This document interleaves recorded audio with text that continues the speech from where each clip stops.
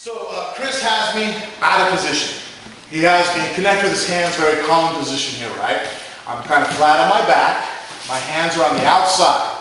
So I want to get myself back in position and get him out of position.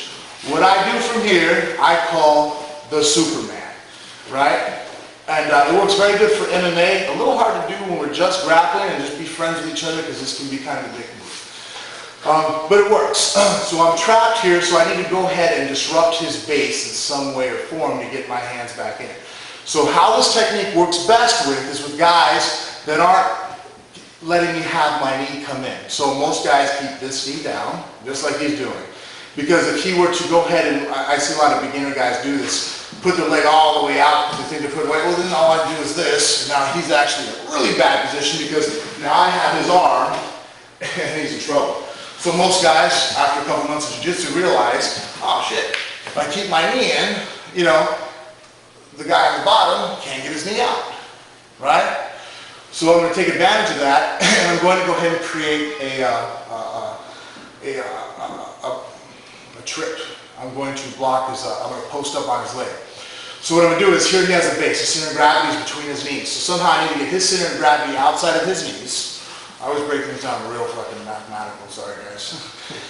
I want his center of gravity outside of his knees. So he has to either A, I'll sweep him, or B, he will nullify my sweep, but by doing so, he's going to open up and have to make an adjustment.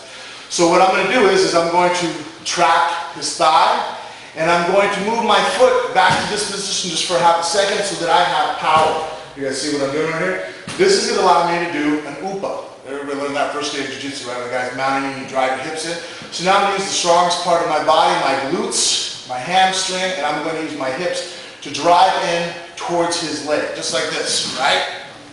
At the same time, to add to the fact I want to move his center of gravity outside of now his knee because I've created a post, I've blocked his post, so that he can't just adjust with his leg very easily. I'm going to go ahead and push him on the top of the head. The reason why I don't push on the neck is because who here does Muay Thai, right? You don't grab the base of the neck, everybody's strong here, even wrestling.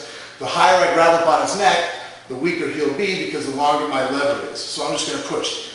When I'm doing this in the fights, I hit people. Just, you know, I'm just going to cross-face the living daylights at him with my bicep. In practice, I still kind of do it, but I can do it nice and still get the point across. And that's what happens. Everybody doesn't want to get swept. If he holds my head, he's a complete guppy. He's just determined. What's going to end up happening, which is a blessing when it happens, but just don't count on it, because usually most guys won't do this. If he's just like a monkey with his hand in the jar, he will not let go. When I switch and I Superman, so I've trapped him, and it's not me using my arm to knock him over, I'm just moving his head as I drive my hips, and I roll across my shoulder. This will happen. And believe it or not, a couple black belts have actually slipped it, because they're happy that they're here on me. Oh my God!